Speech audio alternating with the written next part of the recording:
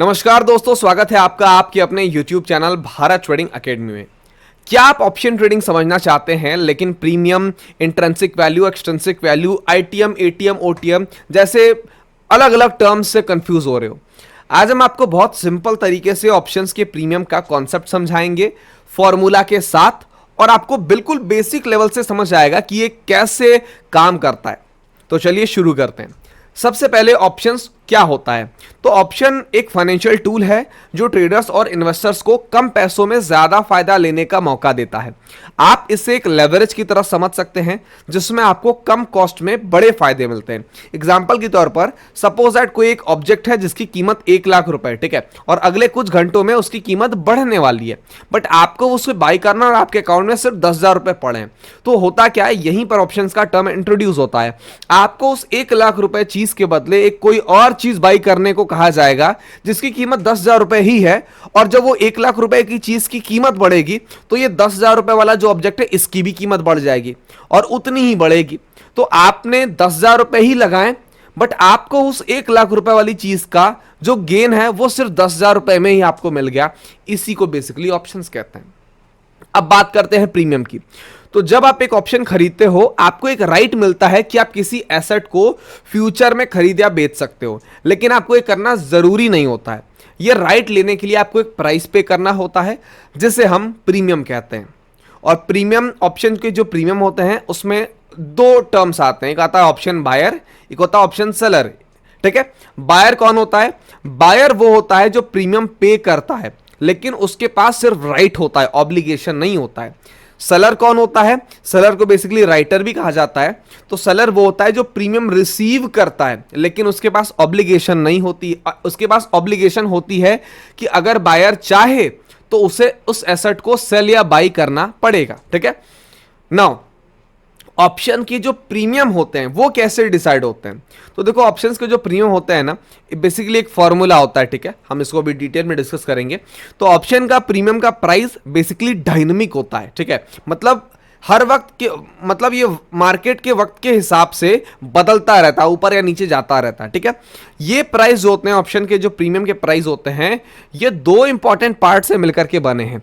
पहला जिसे हम इंट्रिंसिक वैल्यू कहते हैं और दूसरा हम एक्सट्रिंसिक वैल्यू कहते हैं। ठीक है, मैं इसका फॉर्मूला भी आपको बताता हूं। ठीक है, ऑप्शन का जो प्राइस है वो इंट्रिंसिक और एक्सट्रिंसिक दो वैल्यू से मिलकर के बना होता है। ठीक है, अब इसको थोड़ा सा चार्ट पर समझाते हैं तो कि थोड़ी सी ये थोड़ा कॉम्प्लेक्स टर्म है। ठीक है, तो एग्जाम्पल के तौर पर, ठीक है, मैं किसी ऑप्शन को यहां पर सेलेक्ट करता हूं कि निफ्टी का सपोज है 25,000 का कॉल है। ठीक है, और इस कॉल की कीमत है 100 रुपए।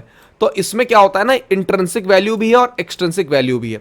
तो इंट्रिंसिक वैल्यू बेसिकली क्या होता है, ये बहुत सिंपल है। ठीक है, जो स्पॉट प्राइस चल रहा है, मतलब निफ्टी की जो स्पॉट प्राइस चल रही है, एक्चुअल प्राइस चल रही है, ठीक है, और जो सी स्ट्राइक प्राइस आपने सेलेक्ट करी है, तो स्पॉट प्राइस और स्ट्राइक प्राइस के बीच का डिफरेंस, ठीक है, यही होता है आपका बेसिकली इंट्रिंसिक वैल्यू।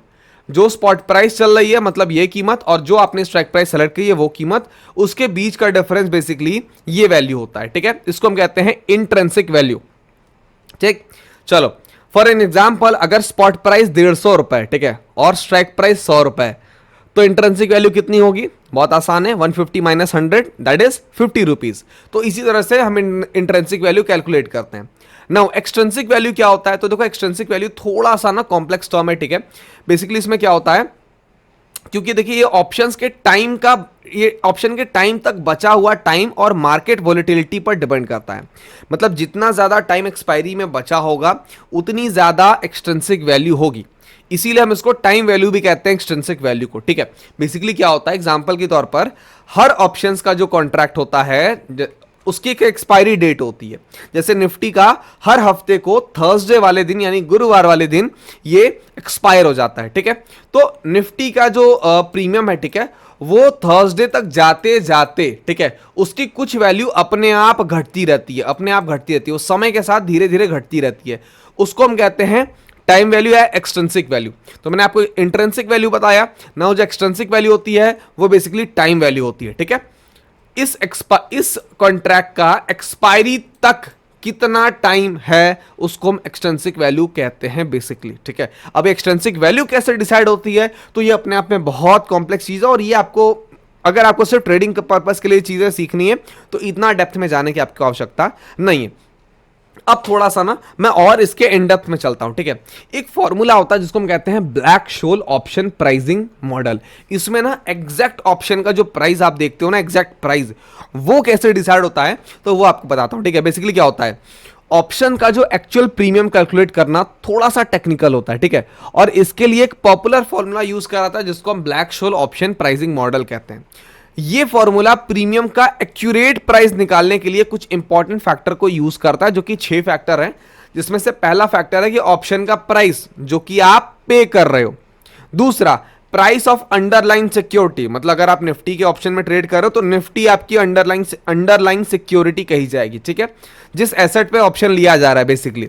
तीसरा, स्ट्राइक प्राइस, वो प्राइस पर आप एसेट को बाई सेल कर सकते हो। स्ट्राइक प्राइस आपने समझ में आया ना, ये स्ट्राइक प्राइस होता है, ठीक है।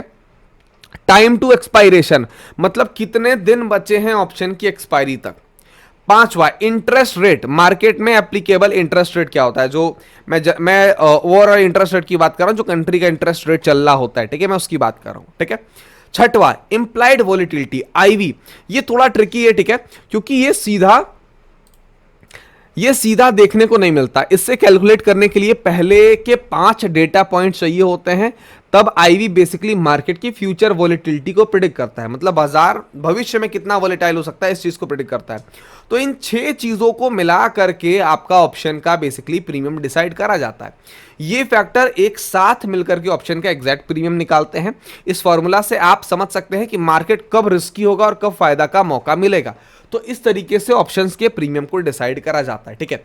अब यहां पर ना अब जो मेन कॉन्सेप्ट आता है, ठीक है, वो आता है in the money, at the money और आउट ऑफ द मनी। जब आप ट्रेड करने जाओगे, ठीक है, ये तो चीजें आपको समझ में आने के लिए कि बेसिकली ऑप्शन प्रीमियम होता क्या है, ठीक है, बिल्कुल बेसिक ज्ञान आपका क्लियर करने के लिए। नाउ आपका जो in the money, out of the money, at the money, इसका कॉन्सेप्ट है। तो एग्जाम्पल के तौर पर, ठीक है, मैं आपको ऑप्शन चेन दिखाता हूं क्योंकि इसी से समझ में आएगा काफी बेटर, ठीक है। जैसे ये आपका ऑप्शन चेन है, ठीक है, तो आप जब भी ऑप्शन ट्रेडिंग करना स्टार्ट करोगे, ठीक है, मैं एकदम स्ट्रिक्ट रूल बता रहा हूं, एग्जैक्ट उसी को फॉलो करना है, ठीक है। अगर इसको फॉलो नहीं करोगे तो देखो ऑप्शन ट्रेडिंग में आपको नुकसान हो जाएगा, ठीक है, तो इसको जरूर फॉलो करना। तो ये आपका ऑप्शन चेन का टेबल है, ये अलग अलग स्ट्राइक प्राइस हैं, ये लेफ्ट साइड कॉल का स्ट्राइक प्राइस है, राइट साइड पुट का स्ट्राइक प्राइस है, ठीक है। ये लेफ्ट में कॉल है, राइट में पुट है। लेकिन आप देख रहे होगे, ठीक है, दो जो है ना, ये डार्क येलो है और ये व्हाइट आपको नजर आएगा, बेसिकली 4 बॉक्स टाइप के बने हैं। तो जो डार्क येलो आपको सेक्शन या डार्क येलो एरिया आपको दिख रहा है, इसको हम कहते हैं इन द मनी के स्ट्राइक प्राइसेस। मतलब ये जितने स्ट्राइक प्राइसेस हैं, ये dark yellow, left side call, right side put, तो ये लेफ्ट साइड के जितने भी कॉल आपको दिख रहे हैं, ठीक है, 25,950 से लेकर के 25,900, 25,850, 800, ये जितने भी आपको कॉल दिख रहा है ना, ये सारे इन द मनी के कॉल कहलाते हैं, ठीक है।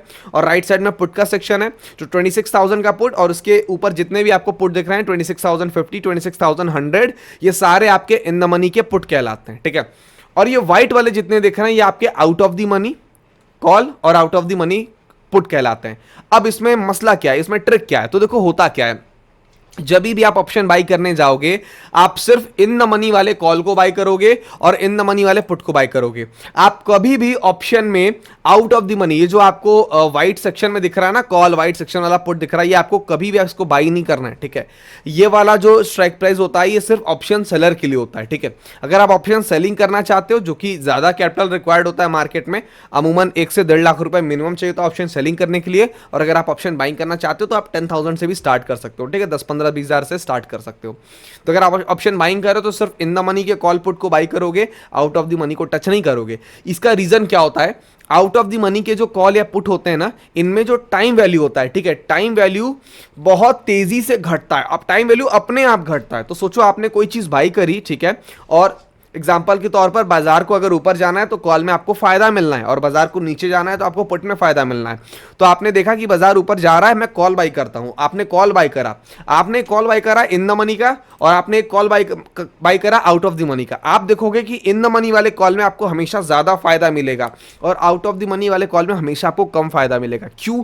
इसका क्या रीजन है? इसका रीजन यही है कि जो आउट ऑफ द मनी वाला कॉल है उसमें जो टाइम वैल्यू वो अपने आप धीरे धीरे धीरे धीरे कम होती रहती है। अब ये क्यों कम होती रहती है? देखो बहुत कॉम्प्लेक्स मैथ है और इतना आपको बेसिक लेवल पर फिलहाल जानने की जरूरत नहीं है। हाँ, मैं आगे इस पर जरूर वीडियो बना करके आपको, और जब आप लोग थोड़ा सा और मार्केट में और डीप में चले जाओगे ना, तो मैं जरूर एक्सप्लेन करूंगा। ये भी विथ फॉर्मूला डिराइव करा जाता है, ठीक है। तो बेसिकली ये चीजें होती हैं, ठीक है। आपको बाइंग करनी है तो आप इन द मनी के कॉल पुट को बाई करोगे, और आपको सेलिंग करनी है तो आप आउट ऑफ द मनी के कॉल पुट को सेल करोगे, ठीक है। एट दी मनी एक और चीज होता है एटीएम, जो कि मैंने डिस्कस नहीं करा। तो बेसिकली एट दी मनी क्या होता है? जो बीच वाला स्ट्राइक प्राइस चला है, जैसे निफ्टी अभी चल रहा है, कहां पर निफ्टी चल रहा है? यहां पर निफ्टी चल रहा है 25,939। तो ये सबसे पास किसके है? ये सबसे पास किसके है? सबसे पास है 25,950 के सबसे पास मुझे दिख रहा है, ठीक है। 10 पॉइंट ही तो दूर है ना। तो एट दी मनी इसको स्ट्राइक प्राइस कहा था, ये बीच का स्ट्राइक प्राइस होता है, ठीक है। ये अब इसमें क्या मसला है? इसमें मसला ये है कि ये थोड़ा सा रिस्की भी होता है लेकिन थोड़ा सा कम रिस्की होता है, मतलब ये बीच की चीज है, ठीक है। ये थोड़ी सी बीच की चीज है, बट आपको स्टार्टिंग के लेवल में जो बताया वही एग्जैक्टली फॉलो करना है। तो बेसिकली ये होता है, ये आपका, मैंने आपको ऑप्शंस के बारे में बेसिक चीज आपको यहां पर एक्सप्लेन करा। अगर आपको ऐसी और वीडियो चाहिए तो कमेंट बॉक्स में जरूर कमेंट करके बताइए। वीडियो को लाइक करिए और अगर आप नए हो तो चैनल को सब्सक्राइब करिए। थैंक यू सो मच, बहुत बहुत शुक्रिया, थैंक यू।